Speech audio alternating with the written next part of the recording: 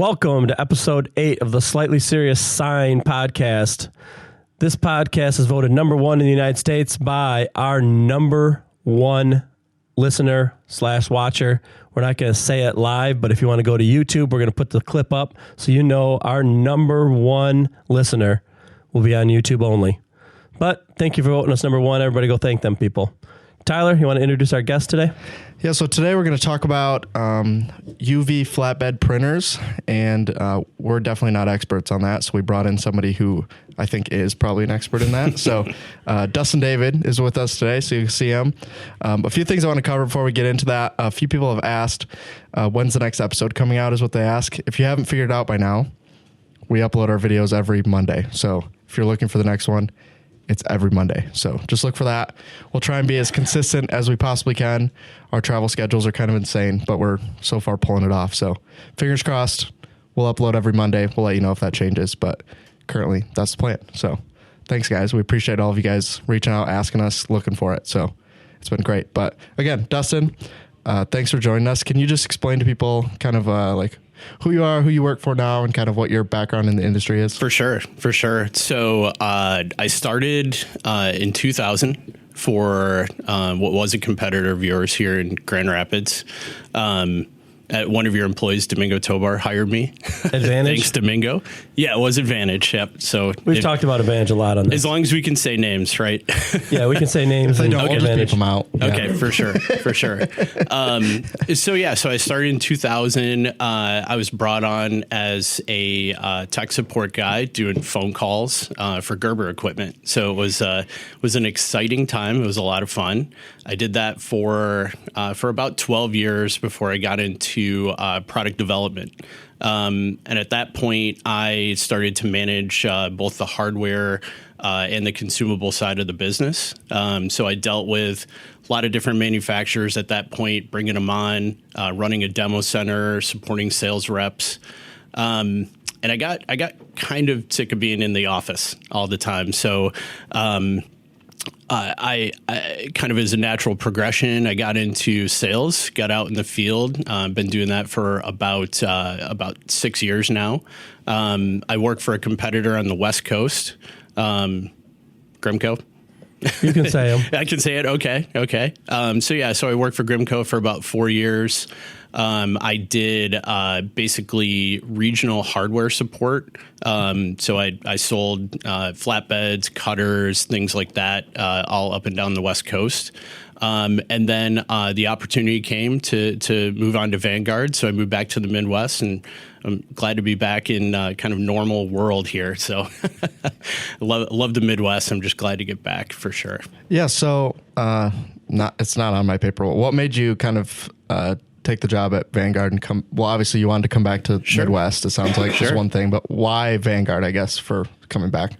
So why Vanguard?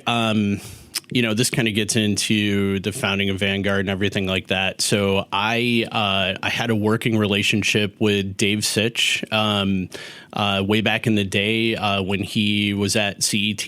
Advantage was a CET dealer. So I had a good working relationship with him, and I always wanted to work for Dave. It was kind of a joke. I tried to do whatever I could to get into both CET and then Vanguard when it was founded. But there just wasn't a good opportunity for me to get in back then.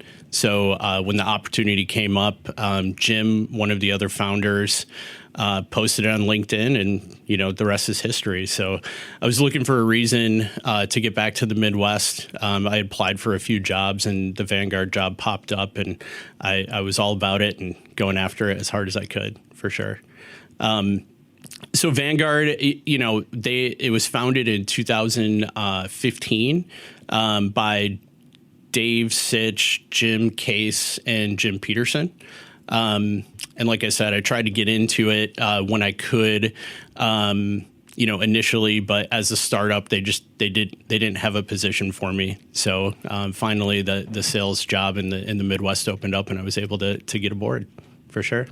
Perfect. So we'll talk about Vanguard specifically more kind of later in the podcast. But definitely. just to give you an idea, just to make sure that you guys know kind of what the goal is with this episode, we're trying to talk about like with flatbed printing, it's not for everybody, but for some people, I think it is for them, and they may not know that they're kind of missing on an opportunity. So the main goal is to kind of cover who is the ideal customer for a flatbed. So let's start there, and I guess we can move from there. Okay.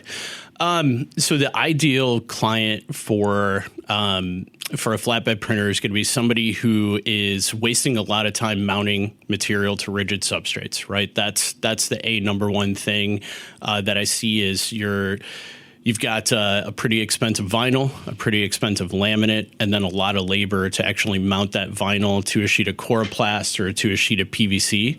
That becomes kind of a time waster, and then also a cost of goods waste, right? So, if you're a shop that's doing a lot of mounting to coroplast, you're doing a lot of mounting to PVC, ACM, things like that, that's when it starts to become time to start to look at the next thing for you. And that's where a flatbed is going to reduce the amount of labor that you're doing. And it's also going to reduce your cost of goods sold significantly. Yeah. So obviously we're talking about people that are mostly, the main customer we're talking about is somebody doing like corrugated signs. That's probably the majority of those customers. So we're talking about them specifically. When do you think what stats should they be looking at that says like, hey, I'm doing a lot of these now, I should definitely start looking at a flatbed? Is there like a specific number of sheets, time, kind of what does that look like? Yeah. If you're spending 50% or more of your time mounting to rigid substrates, it's past time to get a flatbed. Right. So I wouldn't necessarily put a dollar figure on it, but I would put an amount of time and effort going into doing rigid work with your shop. Right. As soon as that percentage starts to climb significantly, that's where you really need to make the investment. And the investment not only reduces your labor and your cost of goods, but it makes you more efficient and it can allow for a lot of growth. So really, if you're getting towards that 50% mark, it's past time to buy. If you're in kind of a 25% zone, then you can really increase the volume on the rigid side by moving over to a flatbed.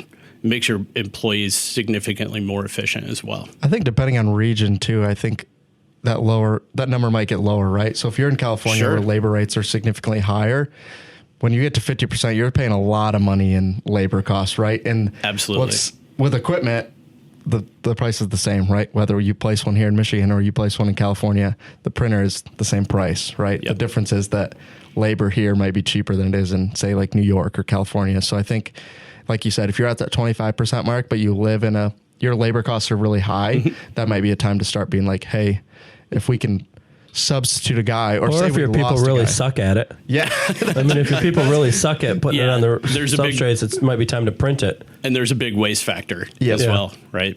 Yeah, I think exactly what I was going to say next is if like you lost a guy, and you're trying to hire a new guy and you're struggling, right? You bring in a new guy and you get rid of him. You bring in a new guy and you get rid of him. Let's say like, okay, if we bring in a flatbed, can we not hire for this position and can we just backfill that?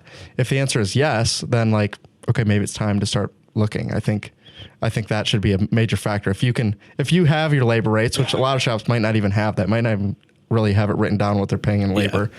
If they know that and they know what they can eliminate by bringing in a flatbed, then that might offset it way before you hit the 50% mark for some people. And the Vanguard's not going to call in sick either.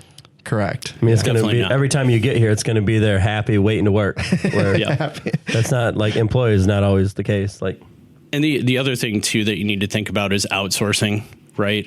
We've got a lot of clients that outsource a significant amount. And when you sit down and break down what that amount actually is, it would pay for a printer. Right. So if you get into that situation where you're outsourcing a ton of work, bring it in house, turn quicker, have full control over the process, and you're going to find that pays off the machine very fast.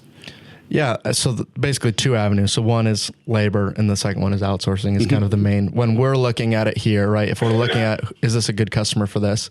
Those are kind of what we're looking at is, okay, are you buying a lot of sheet goods now and you don't have a flatbed? If we see that on our end, like if you're buying skids of coral, right, and you don't have a flatbed, we're going to be like, hey, someone should probably talk to them, right? They're benefit. Going broke. Yeah, they definitely could benefit from having one, right?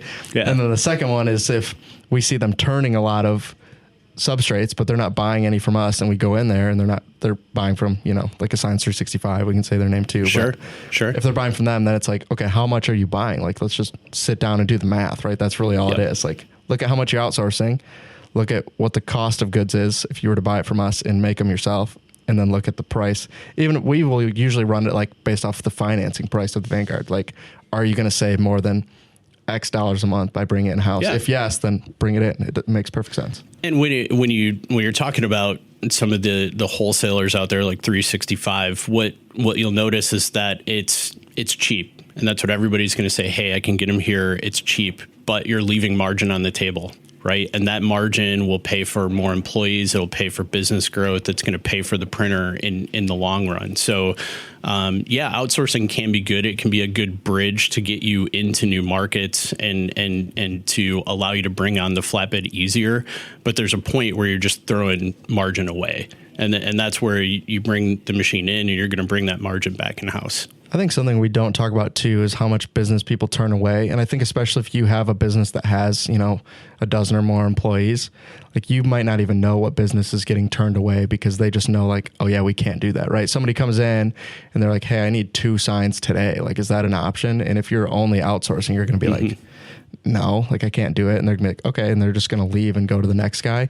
And I think a lot of people aren't tracking that. So in their head, they're like, oh, I don't really have a use for it. Versus if you did have it, you would accept more business knowing that you were able to do it. So that definitely plays in a factor. I say it plays in a factor, especially of employees, because sometimes they'll be turning away work and you'll have no idea. They just will know like, yeah, we can't do that. So they'll just say no. And then later you find out like, yeah, we probably turn away 10 jobs a week. And they'll be like, how did this never come up? Be like, well, we can't do it. Why does it matter? So that's something just important to keep an eye on, especially if you're outsourcing. If you're doing it in-house manually, you're probably still accepting a lot of those jobs, but something to look for if you're not doing it. For sure. Quick turn is a big reason to bring in any new piece of equipment, but especially a flatbed for sure. So we talked about, traditional signage is obviously a way to make money with this. What are some other avenues besides traditional signage that you've seen people use? And there's a lot of them out there. There are. As well, so. There are. I could go on forever about all the different applications that you can use our equipment for, but some of the fun ones are cornhole. I'm not going to say we own that market, but we have about 30 clients out there just producing cornhole boards every day, and it's a fun market. It's really cool. It's all wood, right? So that's one of the fun ones. And when you get outside of that, of course, there's a lot of things. I'm under NDA with a lot of clients. They do a lot of really cool stuff, but I can't talk about it. A lot of different manufacturing that you wouldn't think that they're running through a flatbed printer, but they're producing some pretty cool stuff. A lot of games, we're very big in the wood market. So if you think about like home decor, anything that's hanging on your wall that looks like a print, we've done a lot of that work. We've got stuff in Home Goods and all different kinds of stores that are printed on Vanguard presses. We do a lot of interior decor for restaurant build outs and things like that. We've got clients that just focus on that market. So one of the big ones that I think is really cool is customization and personalization, where you're taking any type of small trinket like a pen or a golf ball or anything small, you're putting it into a fixture and then you're putting a corporate logo on it, right? That's a big market for us, and we've got a lot of clients doing that. Yeah, you see even with Amazon more and more of that customization button every single day. And I just ordered a few things and I was amazed it was like a 1 week turnaround. Instead of being like, it's 2-day ship, it was literally 1 week. They customize everything in 1 week. They're printing it. And I look at what they're printing and I'm like, man, I can print that myself. But like, some of the times you just want to know like how fast it's going to be and what are they doing? And, I might order something just to see like, what is it printed on? How are they customizing it? And just kind of look at it. So it's amazing how much customization is becoming part of our reality. Yeah, and if you have a flatbed, you can do those Coroplast signs, but then you have a million other things you can offer that same client, right? So now you can do a notebook with their logo on it, or a golf ball, or a mint tin, or whatever it might be. You can personalize all of those things and offer a ton of different things to your clients. I think people that are in the apparel space are pretty familiar with this for the most part, right? So they're selling, like someone comes in, they're like, yeah, I need like 12 work shirts. And then they're like, oh, do you also want, X, Y, and Z, right? It'll be like polos or hoodies.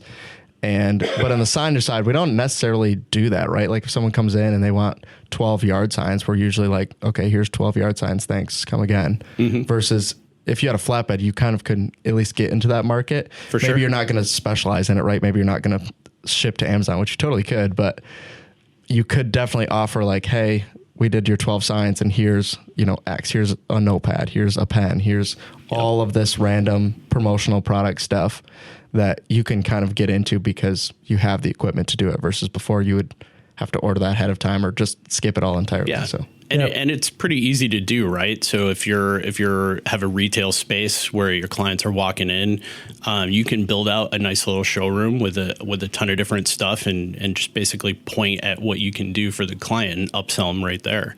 Or if you're online, it's even easier to make recommendations when people are going through a purchase.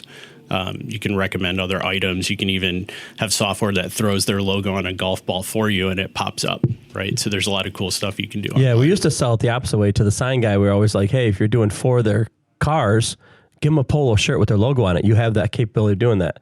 Now we're kind of like, not flip-flopping, but like, hey, now you're doing their 4 signs, give them a notebook.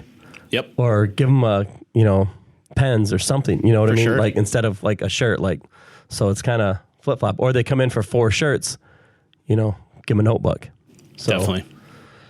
So we've been talking about kind of the pros, how you can make extra money, how you can substitute some of the work you're currently doing. But let's kind of talk about some of maybe, I don't know if we'll call them the cons, but kind of the struggles of flatbeds. So one of the main ones that we wanted to cover is kind of white ink. Like white ink and UV kind of historically has been an issue. I mean, white ink across the board, right? Not even in UV, and EcoSolvent and every platform out there, white ink has been an issue. That's true. Yeah, obviously you come from that side too, right? So like we were talking before we came on is one of the things we'll always do is if someone comes on and they want white ink, I don't know if we'll say we'll discourage them from buying it, but we'll definitely make sure they have a reason to have it, right? Because we know, especially on the service side of things, when we service our equipment, it can be a struggle. So kind of, if you want to just talk about kind of why that is or kind of what we look for to see if someone would be like an ideal white ink customer. So I think what's critically important during a sales process is setting expectations properly, right? So, anybody that's going to engage and going to want to get into white ink business, I want to be comfortable with them that they're actually going to sell it and use it, right? I'll give you kind of 2 scenarios. We have clients that print white ink every single day. They have a fantastic experience, never have problems. It's kind of cut and dry and easy because they're using it, right? We have clients that will use white ink once a month or less, and those are the clients that have problems with white ink. We've got a pretty rigid maintenance procedure that you do on a daily basis. And if you follow the maintenance and you are printing with some type of cadence, you're going to have a good experience with white ink.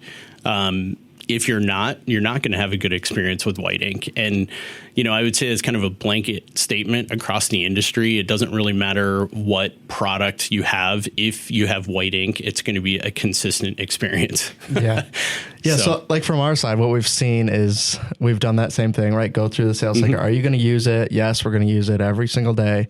And then, 2 weeks later, they call. They're like, hey, white ink's not running. And be like, have you been running it? Be like, oh, no, this is the first time. Be like, well, it's been 2 weeks. Like you said, you were using it every day. And we've seen some of those customers take the white ink out of their machine, right? Like, which is an option.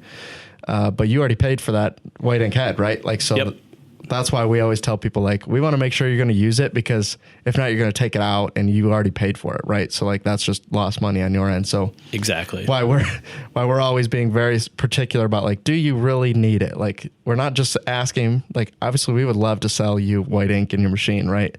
On Vanguard, right? That just means, another head most of the time in your machine. Like, sure, that's great for everyone, but it's not going to be great if you're not going to use it. So that's kind of where we try and make sure you're going to use it. If you use it every day, like I said, we have customers, same thing, using it, love it, no issues. We've never heard complaints. Yeah. Like we put in the 5x10 that we had in here in the shop, they have white. I've never one time heard from them since they got the machine, right? Which means it's running, because I just asked them to print something and they said they could. So obviously it's still running. Yep. But that's it, because they literally do use it every day and they don't have issues. Yeah. And if you're out there and you're thinking and you're on the fence about white ink, you do not have to use it every single day, but you have to sell it, right? And you got to keep white ink moving through the system. We do a few things with our printers to make it easy for you. We recirculate white ink through the machine. So it goes from the bulk container up to the sub tank and then back down to the bulk container. We also have agitation within that bulk tank. So we do a really good job of moving white ink around, and that's kind of the key.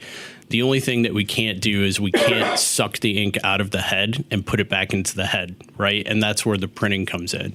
Through our normal maintenance, you're printing a small white square on a daily basis. You're going to print it regardless of whether you're printing it for pay or for just maintenance, right? So that's why you got to sell it and you got to use it instead of just printing white squares every day. So yeah, I mean, as long as you follow the maintenance from what we've seen, usually you don't particularly have an issue.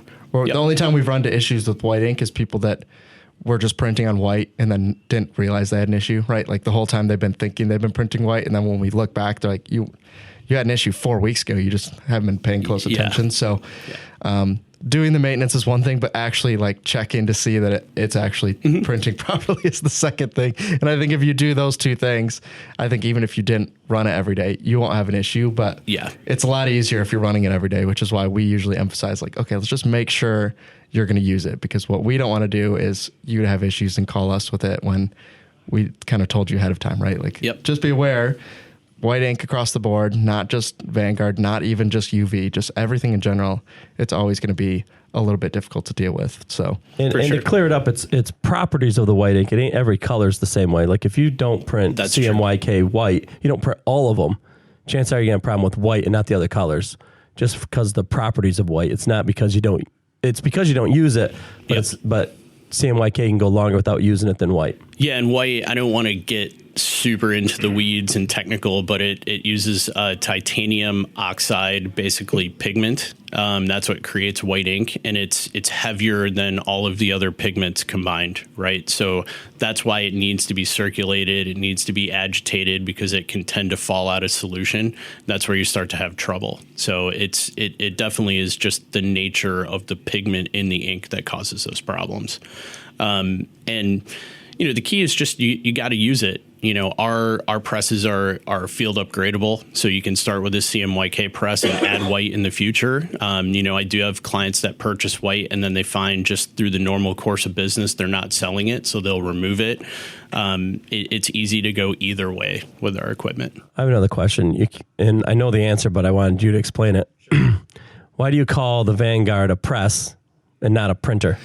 It goes back to just kind of the industrial build of the machine. When I think printer, I've dealt with a lot of equipment over my career, and that's usually like your 64-inch roll-to-roll printer, right? It looks more like a printer. When you look at our equipment, it doesn't look like a printer. It looks like an industrial piece of equipment, and that's where the press terminology comes in. Okay, just wanted to clear that up for everybody. Sure. Like I knew the answer, but there's people out there that are going like, "Why does he call it a press?" Yeah, and I've called it a printer the entire. Yeah, that's okay. That's okay. You're a rookie. Well, true. Yeah.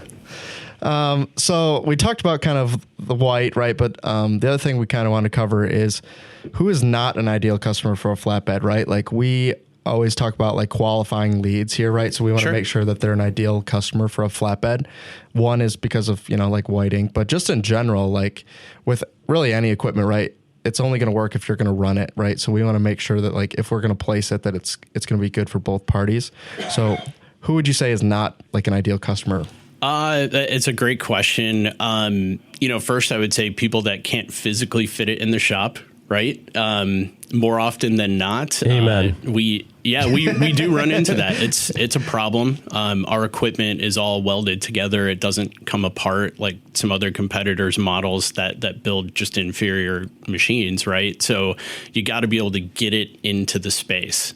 So that's number one. And number two, if you're a shop that does vehicle graphics, you're kind of focused in on that market.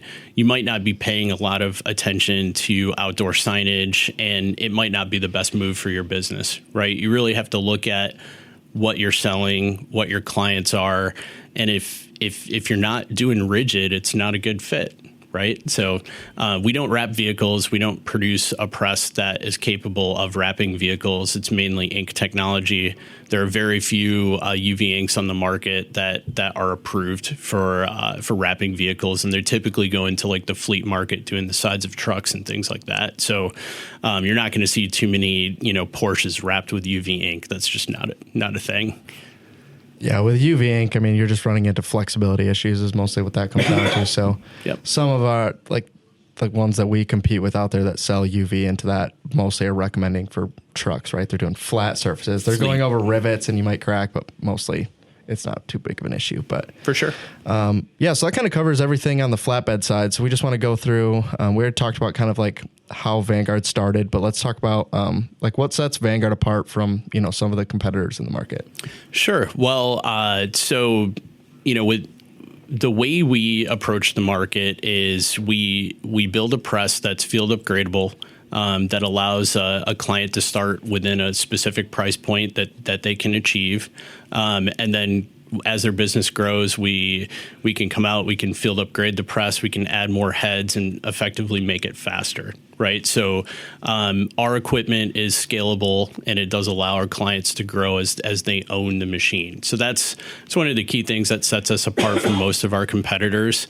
What you're going to see out there, online is just a fantastic support experience from us, both through our dealer channel, like you guys, and then from our own internal support. So we've got a great support structure. We support our clients in actually maintaining their own equipment, which is very rare in this space.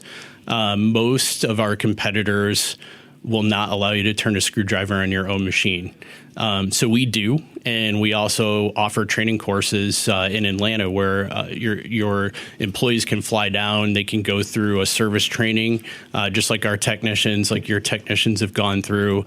And then in the end, they're comfortable opening up panels and changing parts. And ultimately, the employee that's in your building is going to be the fastest person to react to an issue. And we do a fantastic job of supporting our clients, in turn supporting their machines. So another thing just to talk about too, especially with like some of the lower end on your competitor side of things, is that when you get a hold of support, 99 out of 100 times they're going to get somebody in Atlanta, right? Or in the United States, right? I mean, Definitely. 100 times in the United States. every time. Yeah. So that's just something to note. Like a lot of times, especially now, like some of that support, especially like entry level support is getting outsourced. So we're seeing like level one support or whatever they call it, tier one. The entry level support will sometimes be outsourced versus you're going to get somebody that already kind of is going to have a pretty good idea how to solve your issue 99 out of 100 times. Sometimes, sure, it's going to have to get, escalated to somebody that might know a little more, but the first line of support is going to be significantly better than many of the other options that we have on the market. Yeah, so you're not going to get the stupid questions either. Like, no. Like, I call, hey, my machine won't stop beeping. And the first question, they're just reading off thing, is it plugged in? Did you not hear me say that it's beeping? We've all been through that, right? So you don't get that either, which is nice. Yep. Yeah, so that's just something like a note, I guess, from our side of things is it's a lot easier to send somebody there when we know what kind of questions they're going to get, where sometimes you're like, okay, let me try and fix your issue first, because if you call, you're just going to call back mad at me. So let's like do that, versus with you guys, I'll usually just be like, yeah, just like call them. Like they'll probably fix it pretty quickly, versus you calling me and I'd be like, I mean, I don't call know us, email us, whatever most convenient for you. And the main thing is, of course, we don't outsource support at all. It's all done in house. And we also use our field technicians to do phone support, right? So we don't have a dedicated phone support group. We actually use the guys that are out there installing equipment, doing break fix. The same technicians that will come and turn the screwdrivers on your machine are the ones that answer the phone on a rotational basis. We've got a couple of them that, just through their career, they want to slow down on travel. So they do more phone support than they do installs and get out and travel. But it's seasoned guys that answer the phone every time. Yeah. We agree with that model. We do the exact same thing here. Yep. Our phone support is a rotation to the guys that are out on the road. It works the best. Yeah, it's by far and away the best. So kind of last things on our end. So you talked about field upgrades on the printer. So what kind of speeds are you looking at when you go through Vanguard? Obviously, it's kind of all over the gamut, but if you just want to cover some of those for you. Yeah, so I think it's important to talk about the different classes of machines that we offer, price points, and then, kind of what you can get out of that, right? So we start at 58,000. Which is an incredibly inexpensive way to get into flatbed printing. It's a 2-head press, a 4x8 foot machine, and that will give you about 6 boards an hour, right? So this is realistic production. Everybody, there's kind of 2 different things that we talk about. There's mechanical limits. If you're running it wide open, how fast can the machine go? That quality that you're producing at that speed is not usable in most circumstances. So we don't really even talk about that. I don't like to present those figures. They're going to be on, our web page. They're going to be out there, but that's not how we, realistically produce things, right? So for 58,000, you're going to get 6 boards an hour, right? That's kind of where we start. When you upgrade that machine and you add another 2 heads, you're actually increasing the production about 80%. So you're going up to about 12 boards an hour, just depending on the quality that you're going to do. But you can realistically almost double the speed of the press. So that's on the inexpensive side. When we're talking about the high end, we have a 15 head Kyocera machine. It's a 6x10 product that can produce a sheet of coroplast in about 35 seconds. So that's kind of the extreme upper end of. What's the price of that one? It's over 300. Yeah. So we're going to top out at about 350 on the top end of our side. That speed's probably takes more to load and unload than it does to print. It's matter how fast your guys are. Yeah, you got to have a skilled operator at that speed, and we would never say that is 120 board an hour machine, right? Because it's impossible for somebody to be able to actually load and unload the machine with that kind of speed. But realistically, you're going to get somewhere in the 70s boards per hour, 70, 75 boards an hour on that press. And that's with somebody that's skilled. You've got a good workflow. You got space to work around the machine. You can easily put out those numbers. Yeah. I know this is a good stat, but the faster the machine, the better your production as far as employees. Because if you put it on that, even the 6 boards an hour, they start printing it, they walk away, they start doing this. Next thing you know, that board's been done for 2 or 3 minutes. Then they come back like, oh, I forgot.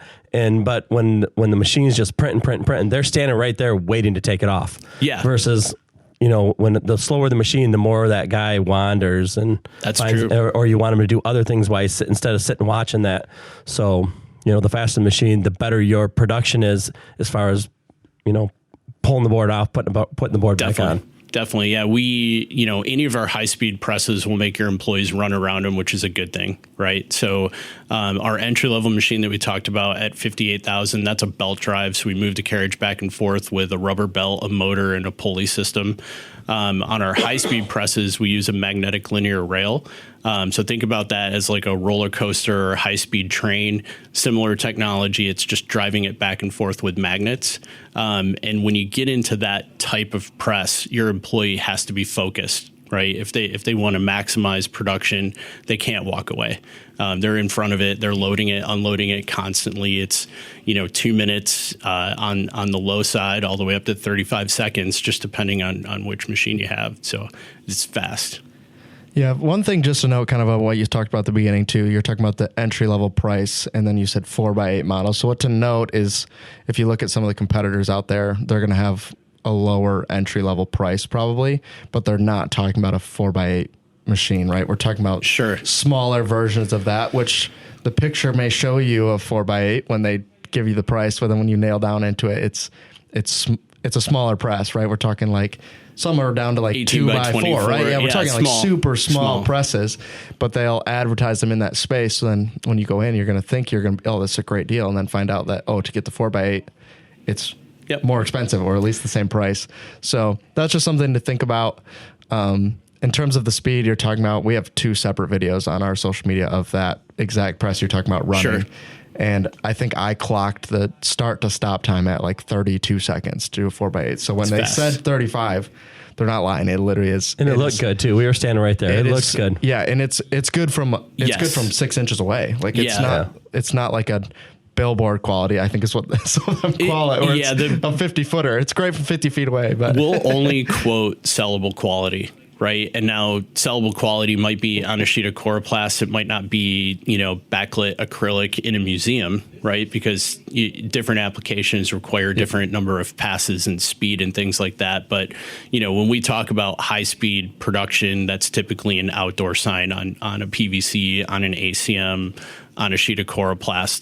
That's where we're usually going in a 2-pass mode and getting into those sub-minute boards on our fast presses.